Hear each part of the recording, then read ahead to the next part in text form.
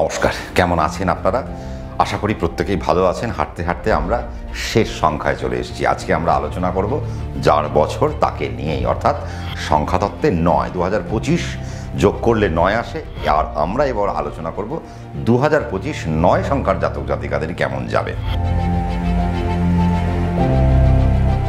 আপনার যদি 9 তারিখে জন্ম হয়, 18 তারিখে জন্ম হয়, আর যদি আপনার 27 তারিখে জন্ম হয়, তাহলে কোন কোন তারিখ বললাম? 9 তারিখ, 18 তারিখ আর হচ্ছে 27 তারিখ। তার মানে আপনি মঙ্গলের সংখ্যার আন্ডারে আপনি পড়লেন। আমি জানি আপনারা প্রচণ্ড এক্সাইটেড। আমি দেখুন আপনাদেরকে সবসময় যেটা বলে আসছি যে আমরা 2025 নিয়ে আলোচনা করছি, 2025 নিয়ে আলোচনা করছি, 9কে নিয়ে আলোচনা করছি, মঙ্গলকে নিয়ে আলোচনা করছি। এক তো 9-এর সঙ্গে 9 সেম নাম্বার, তাহলে সেম নাম্বারের একটা প্রবলেম। তার পাশাপাশি 9 যার লর্ড অর্থাৎ মঙ্গল, সেও আবার রাশিচক্রে 7ই জুলাই পর্যন্ত নিচস্থ থাকবে। তার মানে প্রবলেমটা একটু বেড়ে গেল। এবার যেটা আমাদেরকে করতে হবে, এক্সাইটমেন্টটা একটু কমিয়ে দিয়ে আমাদেরকে যেটা করতে হবে কি, আমাদেরকে একটু হাত জোর করে আমাদেরকে একটু সেবার মনোভাব নিতে হবে। তার কারণ হনুমানজি, তার মধ্যে বিশাল পাওয়ার রয়েছে। সে এক লাফে এক জায়গা থেকে আরেক জায়গায় চলে যেতে পারেন, কিন্তু তার মধ্যে অত ক্ষমতা থাকা সত্ত্বেও তিনি এক ঘুষিতে রাবণকে শেষ করে দিতে পারতেন তিনি, কিন্তু তিনি করেননি। তিনি রামের উপর নির্ভর করেছেন। অর্থাৎ আপনাকে, আপনি যদি 9 হন, তার মানে এবার আপনাকে একটু নির্ভর করতে হবে আপনার সামনের মানুষের উপর। আপনার সামনের মানুষটি কি চাইছে, আপনার সামনের মানুষটার কি আবেদন, এই জিনিসগুলোকে আপনাকে একটু বুঝে নিতে হবে। আর 9-এর একটা সমস্যা কি জানেন তো? 9 প্রচণ্ড সেন্টিমেন্টাল। 9-এর মধ্যে ইমোশন প্রচণ্ড কাজ করে। তাহলে 9কে ইমোশনটা এবছর একটু বাদ দিতে হবে। ইমোশন রাখবেন, কিন্তু সেই ইমোশনটা যেন ম্যাসিভ আকার না নেয়, সেই ইমোশনটা যেন ক্ষতিকারক না হয়ে যায়। সেই জায়গায় আপনাদের ইমোশনটাকে কিন্তু একটু রুখতে হবে। আমি জানি আপনারা অনেক এক্সাইটেড, 2025-এ অনেক জিতবো, অনেক কিছু করব, আমাদের এই বছর এটা নিশ্চয়ই করবেন। বাট জুলাই অবধি একটু দাঁড়িয়ে দাঁড়িয়ে করবেন, জুলাই অবধি একটু আস্তে আস্তে করবেন। কারণ এই বছর আপনাদের রক্ত নিয়ে একটু সমস্যা হবে, আপনাদের কাটাছেঁড়া নিয়ে আপনাদের একটু সমস্যা হবে, আপনাদের অ্যাজমাটিক একটা টেন্ডেন্সি আপনাদের আসবে, শ্বাসকষ্টের একটা সমস্যা আপনাদের মধ্যে আসবে, আপনাদের মধ্যে জ্বর জ্বালার একটা সমস্যা আপনাদের মধ্যে আসবে, আপনারা একটু পড়ে যেতে পারেন এবছর। তাহলে সেই জায়গা থেকে আপনাদেরকে সাবধানে থাকতে হবে। আপনাদের একটু অস্ত্রোপচার হতে পারে জুলাই পর্যন্ত, সেই জায়গা থেকে আপনাদেরকে সাবধানে থাকতে হবে। কোন খাবার দাবার খাচ্ছেন, সেই খাবার দাবার থেকে আপনার কোনো জার্ম আসতে পারে, সেখান থেকে আপনাদেরকে একটু সাবধানে থাকতে হবে। কিন্তু এই সাবধানতাটা কতক্ষণ পর্যন্ত? ততক্ষণ পর্যন্ত যতক্ষণ আপনার সংখ্যাতত্ত্বের যে লর্ড মঙ্গল, সে যতক্ষণ পর্যন্ত রাশিচক্রের নিচ থাকবে। তিনি যখন তার দুর্বলতা, তিনি যখন ছেড়ে বেরিয়ে যখন সিংহ রাশিতে চলে আসবে, তখন থেকে 9 সংখ্যার জাতক জাতিকারা দাপটের সাথে বছরটা কাজ করতে পারবে। তার মানে 7ই জুলাইয়ের পর থেকে 9 সংখ্যার জাতক জাতিকারা টপে যেতে চলেছে। এই বছর আপনারা ফাইন্যান্সিয়াল বেনিফিট অনেক কুড়োবেন। এই বছর আপনাদের প্রমোশনাল গ্রোথ আপনাদের হবে, এই বছর আপনাদের প্রফেশনাল গ্রোথ হবে, এই বছর আপনাদের ইনক্রিমেন্ট হবে, নতুন চাকরির যোগ থাকবে।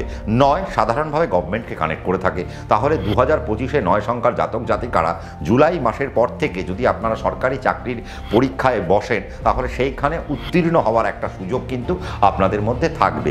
কিন্তু আপনাদের মধ্যে রাখতে হবে খুব নমনীয়তা, আপনাদের মধ্যে রাখতে হবে খুব শ্রদ্ধা, আপনাদের মধ্যে রাখতে হবে একটা শান্ত স্বভাব।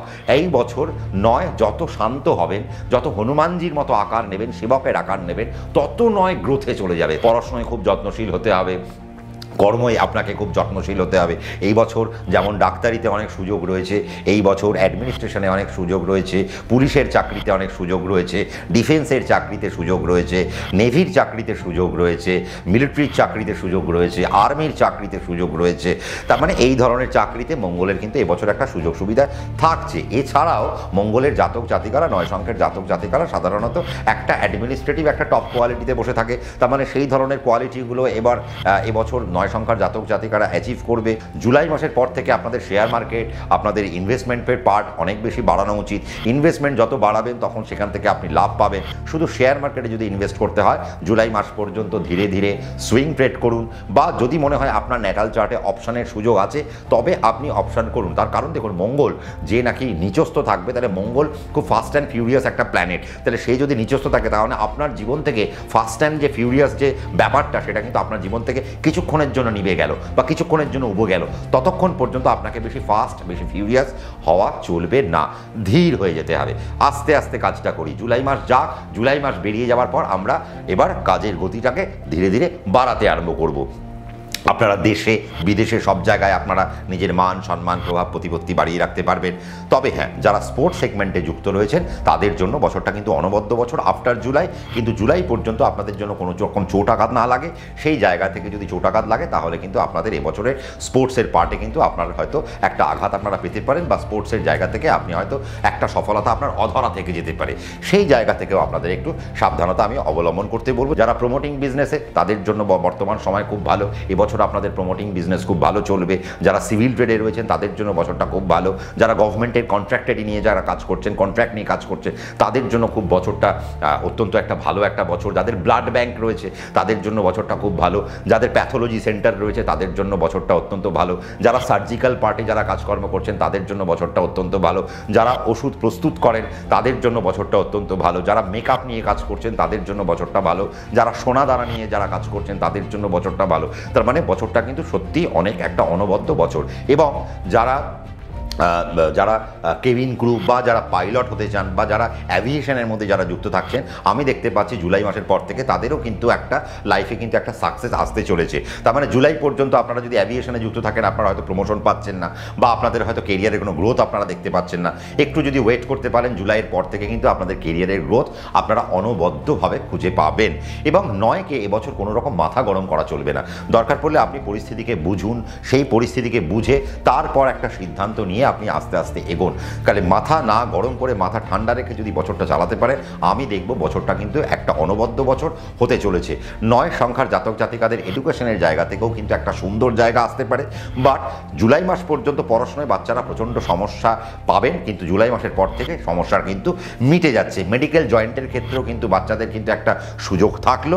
বাট মঙ্গল নিচ যতক্ষণ থাকছে, আপনি যদি 9 সংখ্যা হন তাহলে আপনার তো মে মাসেই পরীক্ষা মেডিকেল জয়েন্ট, তাহলে সেই মেডিকেল জয়েন্ট যাতে ভালো হয় তার জন্য পড়াশোনাটা আরেকটু বেশি করুন। এবং আমি বলবো 9 সংখ্যার জাতক জাতিকে এবছর যদি পরীক্ষায় বসেন প্রশ্নপত্র দুবার পড়ুন, মাথা ঠান্ডা করে, খুব শান্তিতে পরীক্ষা দিন। যদি শান্তিতে পরীক্ষা দেওয়া যায় সিলি মিস্টেক্স হবে না। এবং আমি আমার সুন্দর করে প্রশ্নপত্রের উত্তর দেব, উত্তর দিয়ে আমি আমার প্রবেশিকা পরীক্ষায় উত্তীর্ণ হব এবং আমি আমার সফলতা আমি আস্তে আস্তে কায়েম করতে পারবো। যারা বিদেশে রয়েছেন সেই জায়গাতেও আপনারা কিন্তু খুব একটা খারাপ কিছু পাবেন না। তবে হ্যাঁ, বিদেশের মাটিতে যদি জমি জমা কিনতে হয় বা পিআরের জন্য যদি অ্যাপ্লাই করতে হয়, জুলাই পর্যন্ত ওয়েট করে যান। জুলাইয়ের পর থেকে পিআরের জন্য বা বিদেশে আপনি হয়তো পিআর পেয়ে গেছেন, একটা জমি জমা কিনে সেখানে সেটেল ডাউন করতে চাইছেন, তার জন্য কিন্তু আপনাকে জুলাই পর্যন্ত একটু ওয়েট করতে হবে। তারপর আপনাদের জন্য জীবনে অনবদ্য একটা সুযোগ আসতে চলেছে। তাহলে এই বছর 9 একটা দুর্ধর্ষ বছর কায়েম করতে চলেছে, দুর্ধর্ষ একটা পতাকা সে প্রতিষ্ঠা করতে চলেছে। কিন্তু তাকে অনেক ট্রিকি হতে হবে। যদি সে ট্রিকি হয় 1 থেকে 9-এর মধ্যে 9 আর সবাইকে পিছনে ফেলে টং টং করে উপরে উঠতে আরম্ভ করবে। তার মানে 9-এর একটা দারুণ বছর আমরা কিন্তু পেলাম। 9 সম্পর্কে আপনাদের অনেক প্রশ্ন থাকতে পারে, অনেক রকমের আরও কিছু জানার ইচ্ছে থাকতে পারে। কোনো ভয় করবেন না, কমেন্ট সেকশন খোলা রয়েছে। কমেন্ট সেকশনে আপনারা মন করে কমেন্ট করুন, কি কি জানতে চাইছেন সেগুলো 1, 2, 3 করে লিখে দিন। আমরা পড়বো, আবারও পরবর্তী সেগমেন্টে আমরা আলোচনা করব।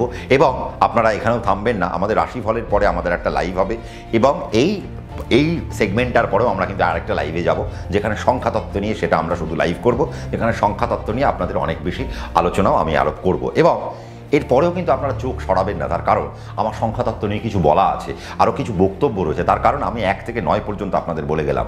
এরপরে আমরা 1-0 পাবো, 1-1 পাবো, 1-2 পাবো, 1-3 পাবো, 1-4 পাবো, 1-6 পাবো, 1-7 পাবো, এইভাবে আমরা 2-2 পাবো, আমরা ডবল ডিজিটে চলে আসবো। তার মানে এই যে আমরা 1 থেকে 31 পর্যন্ত যে আমরা নাম্বারগুলো দেখতে পাচ্ছি, তার মানে 1 থেকে 31 পর্যন্ত আমাদের যদি জন্ম হয়, তাহলে আমরা এই সংখ্যাতত্ত্ব ওয়াইজ 2025-এ আমাদের কোন কোন সংখ্যাতত্ত্বের জাতক জাতিকা জন্য ফেভারেবল পার্ট আসতে চলেছে, কোন কোন সংখ্যাতত্ত্বের জন্য আমাদের একটু দুর্দশা আসতে চলেছে, তাহলে সেই পার্টটা আমরা একটু আলোচনা করব। চোখ রাখতে হবে, লাইভেও তার একটা আলোচনা হবে। আজকে আমি হয়তো এখানে থামাবো। যদি ভালো লেগে থাকে লাইক শেয়ার করতে ভুলবেন না, আরও ভালো লাগলে সাবস্ক্রাইব করতে ভুলবেন না, তার কারণ আপনার সাবস্ক্রাইব আমাকে একটা মোটিভেশন দেয়।